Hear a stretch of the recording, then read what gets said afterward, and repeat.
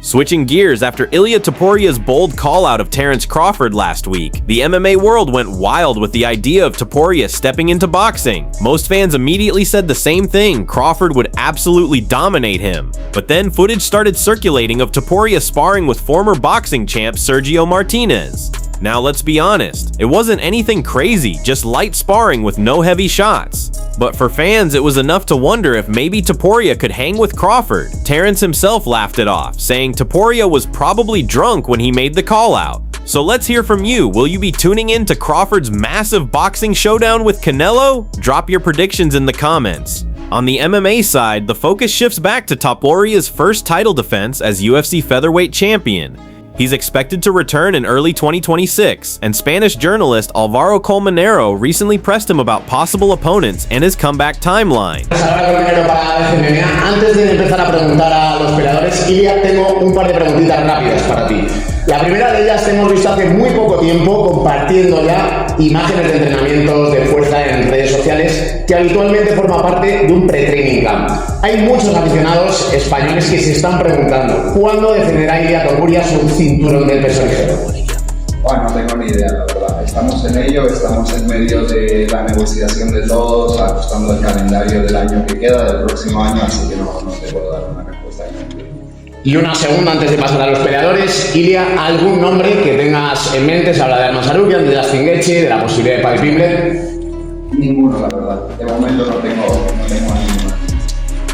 Gracias. Meanwhile, Charles Oliveira sat down with Ariel Helwani for a brand new interview, covering everything from his upcoming clash with Rafael Fiziev to why the Max Holloway rematch never happened, and even the retirement talk. After suffering that brutal knockout to Ilia Topuria, the first time in his career he was completely shut out, many believe Charles might be done. But he's made it clear he's not retiring yet. Instead, Oliveira is chasing big-name fights at lightweight. That's where the Holloway rematch talk came into play. The hype was real, but Charles explained why that fight ultimately fell through. Now, instead of Holloway, he's officially booked against Fiziev on October 11th. Stylistically, this one is fireworks. Fiziev is one of the most dangerous strikers in the division, while Charles brings relentless pressure and elite jiu-jitsu. But fans are worried. Oliveira is jumping back into the cage just months after being flatlined by Topuria, and he's doing it against another dangerous finisher in Fiziev. Ariel asked him about Holloway and the retirement rumors, and here's what Charles said. "I wanted to fight Max. That would have been a great fight, but after he broke his hand, things got delayed. I wanted to stay active, and Fiziev was available. So that's what we went with.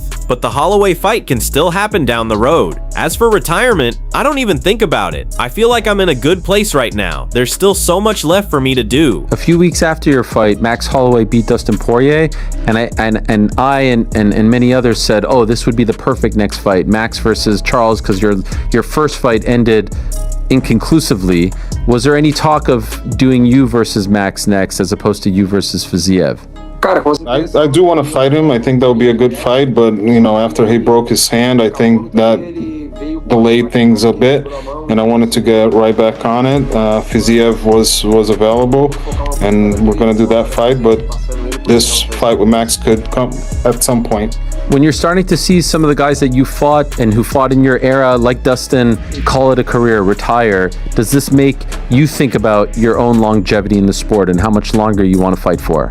I really don't even think about that. I really don't desire to retire. I think I'm doing well. I think I'm in a good phase right now. For me, I think there's still a lot to happen, a lot I can show. After blowing his title shot against Islam Makhachev and turning himself into one of the most criticized fighters in the UFC, Arman Tsarukyan seems more lost than ever. He's now agreed to a grappling match with Mateusz Gamrot, the same opponent he once rejected for an actual UFC fight. And this isn't rumor. Arman himself admitted the UFC offered him Gamrot, but he flat out refused, insisting he only wants fighters ranked above him. The strange part? Gamrot already holds a win over Arman, which makes his refusal even harder to understand. Instead of making a strong comeback, he's been dodging fights and making questionable choices. In a recent chat with Inside Fighting, Gamrot revealed that this time he turned down the grappling match Arman wanted, saying their rematch inside the octagon has to come first before anything else.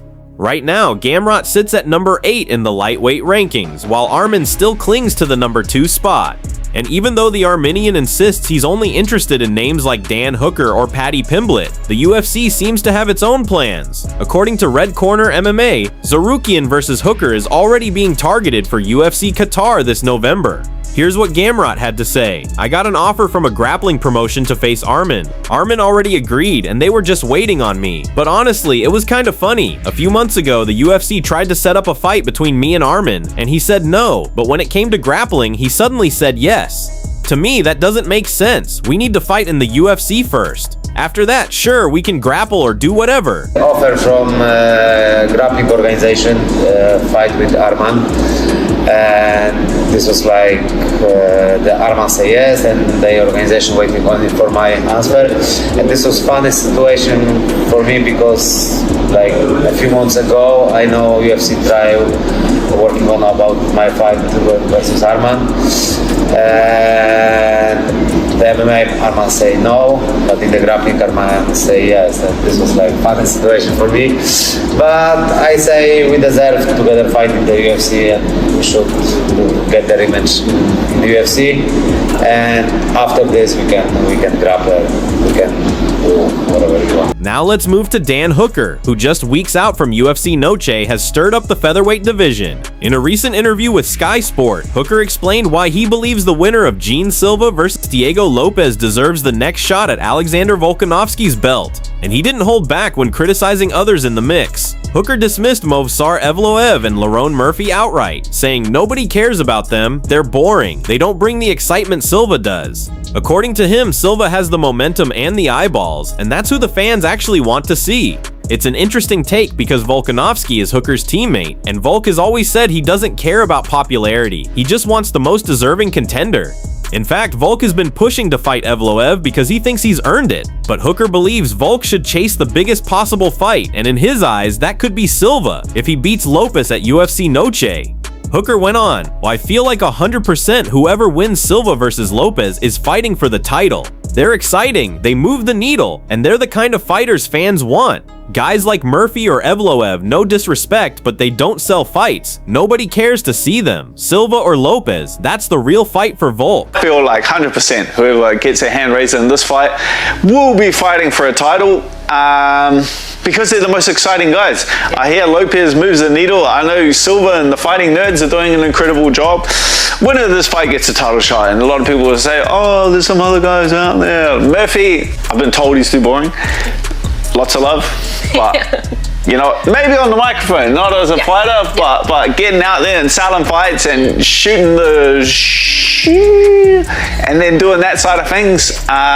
Some fighters just take a little bit more time if you don't want to say it with your chest. Muzan Ivalov or whatever, no one cares. No one cares. No one cares to see him fight. Arman Sterling, UFC hates you, my friend. I love you.